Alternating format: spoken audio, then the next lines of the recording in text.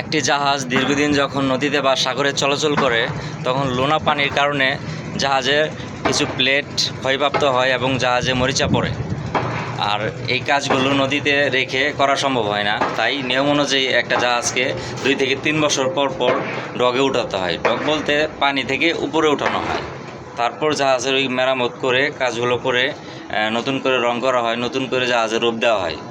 তো আমি আজকে আপনাদেরকে দেখাবো একটি জাহাজ পানি থেকে কিভাবে পানির উপরে অর্থাৎ ডগে ওঠানো হয়। ভিডিওটি শেষ পর্যন্ত দেখতে থাকেন। এটা হচ্ছে সিটির ফ্যাক্টরি। এই সিটির ফ্যাক্টরির অপোজিট সাইডে হচ্ছে ডগ। এই ডগে ওঠানো হবে আমাদের এই জাহাজটাকে নতুন রূপ দেওয়ার জন্য। নদী থেকে কিভাবে পানির উপরে ওঠানো হয় পুরো প্রসেসটা আপনাদেরকে আমি দেখাবো।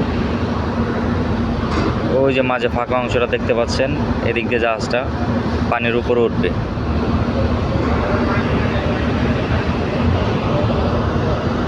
জাহাজটাকে ডক বরাবর পজিশন করেছি। এখন দুই পাশে আলাত ধরা হচ্ছে, যে মোটা রশি থাকে এটাকে জাহাজের পাশে আলাত বলা হয়। দুই পাশে দুইটা আলাত ধরে তারপর ওই বেলুনগুলো জাহাজের নিচে রেখে ফোলাবে। ফোলানোর পর ওয়্যার লাগিয়ে ওয়্যারের সাহায্যে টেনে জাহাজটাকে উপরে ওঠানো হবে। জাহাজের সামনের অংশে গ্যাস কাটার দিয়ে কাটা হচ্ছে, এখানে কেটে ওয়্যার লাগানো হবে।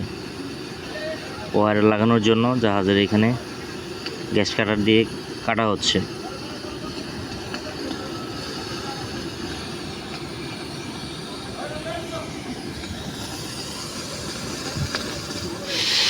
জাহাজকে উপরে ওঠানোর জন্য জাহাজের নিচে ওই বেলুনগুলো রেখে তারপরে এয়ারের মাধ্যমে বেলুনটাকে ফোলানো হচ্ছে। এই বেলুনটার নাম হচ্ছে মেরিন এয়ার ব্যাগ বা বেলুন নামে পরিচিত।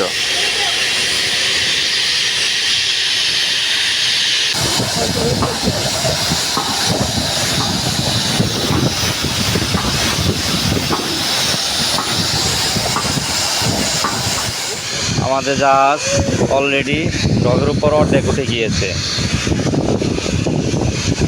দেখতে পাচ্ছেন।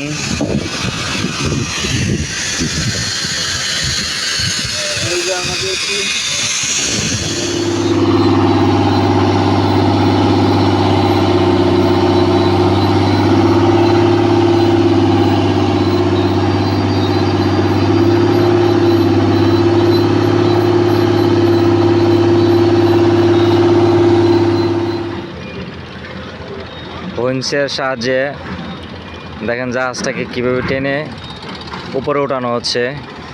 জাহাজের নিচে মেরিন এয়ার ব্যাগ বা বেলুনের সাহায্যে জাহাজটা উপর দিকে খুব সহজে উঠে যাচ্ছে।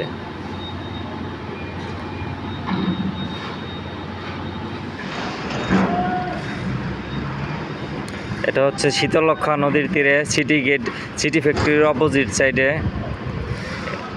জনতা ডক বা খান সাহেবের ডক বললেও এটাকে সবাই চিনে। এই নদী থেকে হুইন্স মেশিনের মাধ্যমে ওয়্যার দিয়ে টেনে দেখেন বেলুনের উপর দিয়ে জাহাজটা কীভাবে সহজেই ডগের উপর উঠে গেল। আমাদের জাহাজ ডগে ওঠানো কমপ্লিট হয়েছে। পরবর্তী ভিডিওতে দেখাবো জাহাজ ডগে থাকা অবস্থায় কীভাবে কাজ করা হয়, কী কী কাজ করা হয়।